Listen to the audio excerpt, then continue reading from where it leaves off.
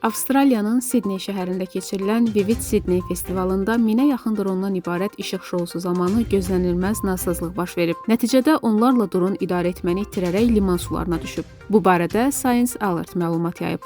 Hadisənin səbəbi kimi radiosiqnalları mühitində baş verən qəfil dəyişiklik göstərilir. Mütəxəssislərin sözlərinə görə bu hadisə dron texnologiyasının zəifliyindən çox təhlükəsizlik sistemlərinin necə işlədiyini nümayiş etdirib. Dronlar mövqelərini dəqiq müəyyənləşdirə bilmədikdə və ya rabitə pozulduqda əvvəlcədən proqramlaşdırılmış fail-safe rejiminə keçir.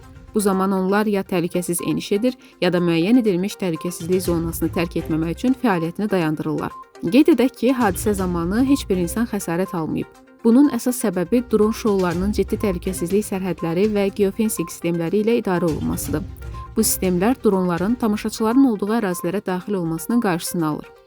Gələcəkdə yük daşıyan və ya sərnişin nəqliyyatında istifadə ediləcək avtonom uçuş sistemləri üçün belə hadisələr mühüm dərs rolunu oynayır. Əsas məsələ nasazlığın baş verməməsi deyil, baş verdikdə sistemin təhlükəsiz davranmağı bacarmasıdır.